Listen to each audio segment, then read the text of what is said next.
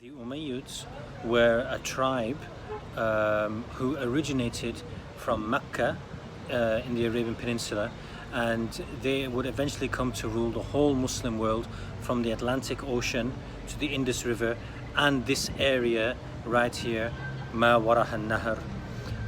In 750, another tribe from Mecca in the Arabian Peninsula, known as the Abbasids, would conduct a revolution and complete their revolution against the Umayyads, replacing them as the rulers of most of the Muslim world.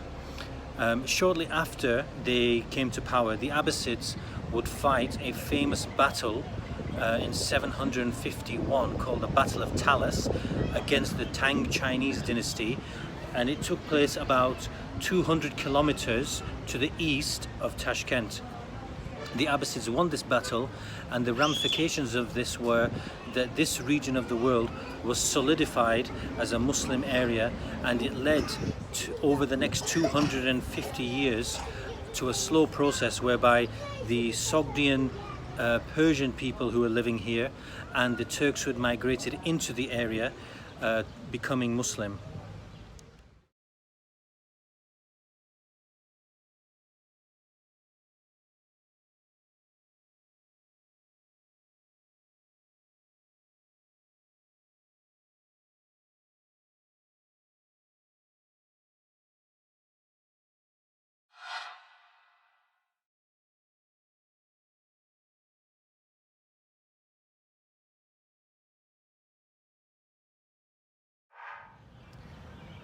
This tomb right here is very interesting from a historical point of view rather than an architectural point of view, because it represents something historically.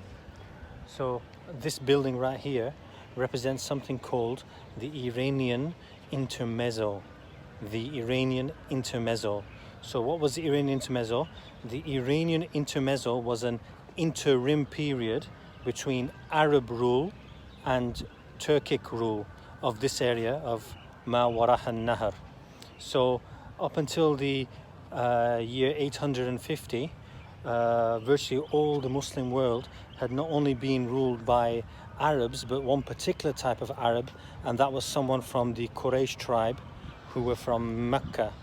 However, the Abbasids started to appoint local governors in areas. So in the Khorasan and Ma Warah al-Nahr area, i.e. here, he appointed a man called, they appointed a man called Ismail Samani. Now, Ismail Samani was not Arab, he was a Persian.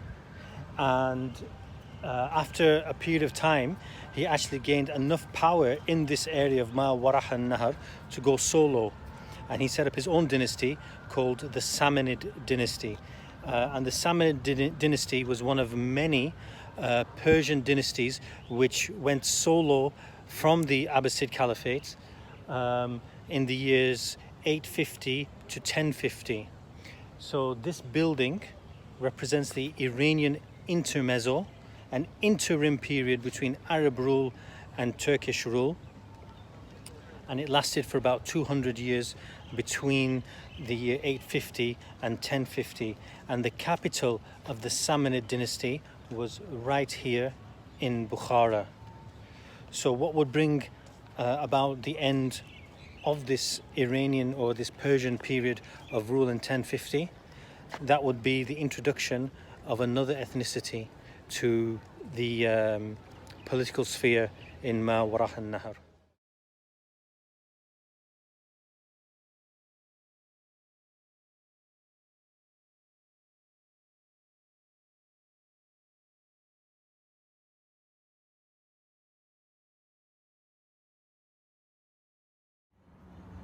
This is a yurt, Central Asia's equivalent of a tent. It might not look like anything, but this is actually the reason for the success of the people of this region of the world. You see, number one, there are nomadic people and this tent is highly mobile. And number two, it's not the most glamorous of accommodation. Therefore, these people were very tough people, and these people were very mobile people, and what that made them was perfect as conquerors, because they could move fast and they were very tough, and they were used to living in very, very tough conditions. So this is the reason why the Turks from the Central Asian steppes and the Mongols were the people that they were, that they had the attributes that they had, and what enabled them to do what they did, which was great things in terms of taking down other people's empires and other people's states. The Seljuks were a Turkic nomadic people from the Central Asian steppes who had migrated into Ma Warah al-Nahr, and while they were there they adopted the religion of Islam. Because they were Turkic nomadic people, they were very good in warfare, and therefore the Abbasid Khalifa at the time decided to enroll them in the army. After some years, because they were in the army and gaining top positions in the army, they actually gained a lot of political influence, and as a result of that they became so strong that they could even hold the Khalifa hostage in Baghdad while they were really pulling the strings behind the scenes. As they migrated from the steppes into Ma Warah al-Nahr and then into Persia and Iraq area, they carried on going, and they ended up in Anatolia, i.e. modern day Turkey. They would lay the foundations for more Turkic migration into Anatolia, and eventually they laid the seeds for another empire to come a few centuries later, which was also of Turkish origin, and that was the Ottomans. However, as they kept migrating from west to east and ending up in Anatolia, they lost control of the area which they'd first migrated into, which was Ma Warah al-Nahr, and another group of people took charge there, and their empire became known as the Khwarezmian Empire.